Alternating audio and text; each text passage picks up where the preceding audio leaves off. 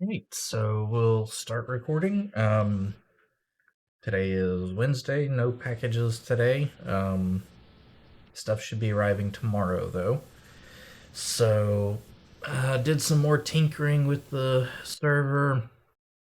I am actually on the cusp of saying I'm just gonna keep the LSI card in there.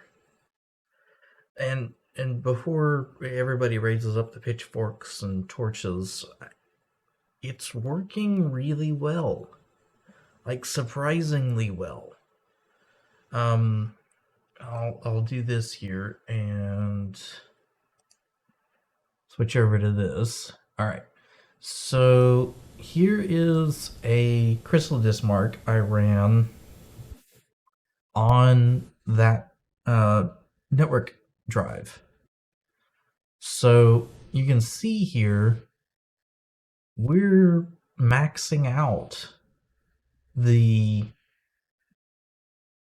10 gig Ethernet connection. So why switch over to the HBA system? I'm not sure. Now, granted, you don't get the full identity pass through and all of that stuff, but I'm really wondering if it's necessary. Yeah, I'm at a quandary point where I just don't know. So for right now, I'm just gonna run the LSI RAID card in RAID 5 with 218 terabytes of storage and, profit, I guess. Um, it means I will have a useless HBA card coming in, but yeah, I don't know. So yeah, I've been messing about with it, just doing some dumping files, pulling files, doing a lot of reading. So even if I put in even if I put in the HBA card and I switched over to that, um, the RAID Z1 or RAID Z2 is not going to give me any better write performance. And so there's not a good way to get better performance out of um, the drives itself. Um, yeah, so you can see it's got all kinds of statistics and stuff in there, so it just I think I'm making progress. That's the first big thing is I'm making progress. Um, I tried a couple of things. Once I get the I got a little tiny GPU, just a PCIe GPU, and I'll plug that in and then go through and do pop all of the backplane fans into the motherboard instead of leaving them in the backplane because they are so loud. So loud. But the say yeah, I tried just plugging them into the motherboard and the motherboard's just passing them through at 100% right now. So I need to get into the BIOS and edit that. I'm thinking if I get into the BIOS and edit that, I can bring them down to a sane level.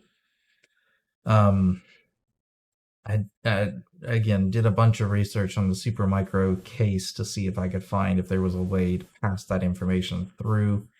It looks like if you have a supermicro board, you can plug into the IPMI on the board.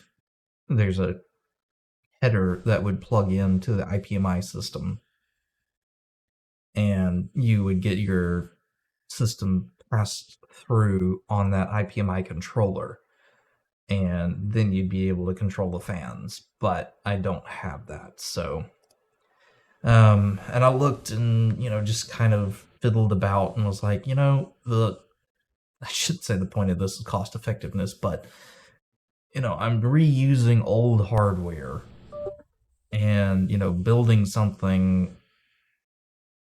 Yes, the drives were new, but reusing the motherboard, I'm reusing the RAID card. I got a used case. So yeah, just in that general vein,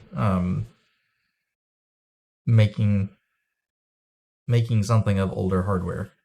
And so yeah, I just I feel like the LSI RAID card, even though it's an old RAID card, may be the way to go. Um, there's not really a good way. I'd have to break the RAID, go back through, delete the RAID, clear it all out, put in the HBA card, build a pool and a VDEV and all of that, and plug it into the system and then test it again. And I'm really thinking, I'm not gonna see that much better of a speed throughput. Maybe there's a better LSI RAID card that I should be using, with more memory or something like that, but I don't know. But yeah, I've got and the other thing that I'm doing is I'm getting that low profile CPU cooler and bringing the low profile CPU cooler in so that I can actually put the top on the case and get airflow going the way it's supposed to go. Again, not going to really help with the noise problem, but hoping that the motherboard will get us going in the right direction. Yeah. So for the most part, that's kind of the update. I still don't have it in the rack, but that's okay.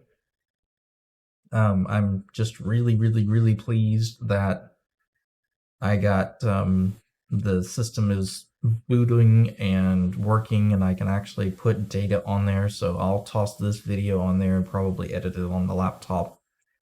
But yeah, again, making progress. So yeah, all good.